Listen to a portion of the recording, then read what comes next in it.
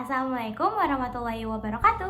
Halo semuanya, perkenalkan nama saya Suci Indah Febriani. Saya salah satu mahasiswa Universitas Gunadarma dari jurusan Ilmu Komunikasi kelas 1 MA 27.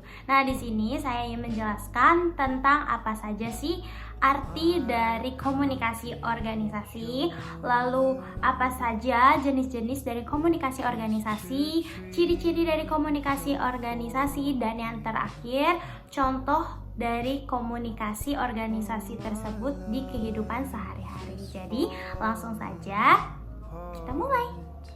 Nah, sebelum kita masuk ke pembahasannya, di sini saya ingin menjelaskan dulu nih apa sih arti dari komunikasi itu sendiri. Komunikasi itu berasal dari bahasa Latin yang artinya itu communicatus. Kata itu merujuk pada kata komunis yang memiliki arti berbagi atau menjadi milik bersama. Jadi dapat kita simpulkan bahwa si komunikasi itu adalah suatu proses yang memiliki tujuan untuk kebersamaan atau suatu proses untuk mencapai suatu kesamaan makna. Seperti itu. Lalu, apa sih arti dari si komunikasi organisasi ini? Nah, menurut si Goldhaber 1993, komunikasi organisasi adalah suatu proses untuk menciptakan serta saling tukar-menukar informasi ataupun pesan yang bergantung antara satu dengan yang lainnya. Si Goldhaber ini juga menjelaskan bahwa si komunikasi organisasi ini dia bertujuan untuk mengatasi lingkungan yang tidak pasti atau selalu berubah-ubah. Menurut Daryanto 1996, si komunikasi organisasi ini adalah suatu sistem kerjasama antara dua orang atau lebih yang dilakukan secara sadar dan bermaksud untuk mencapai suatu tujuan yang sama. Selanjutnya di sini saya akan menjelaskan 4 jenis komunikasi. Yang pertama ada komunikasi ke bawah atau downward communication, itu komunikasi dari si atasan atau manajernya itu ke pegawainya.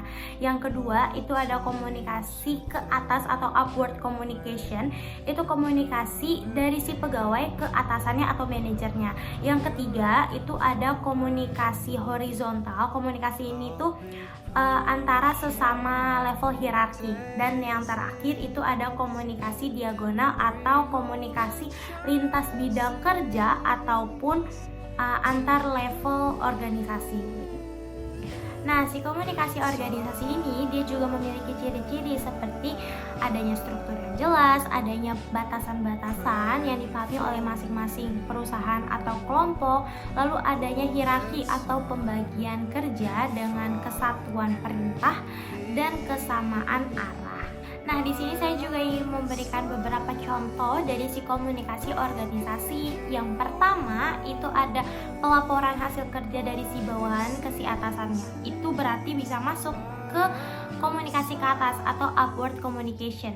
Yang kedua, itu ada si manajernya ini meminta tolong ke si bawahannya untuk merevisi hasil kerjanya. Berarti itu bisa masuk ke dalam komunikasi ke bawah atau downward communication.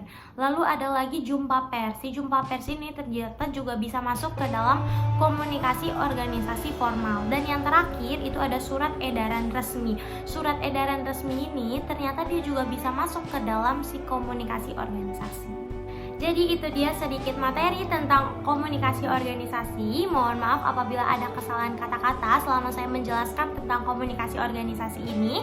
Saya tutup videonya. Assalamualaikum warahmatullahi wabarakatuh.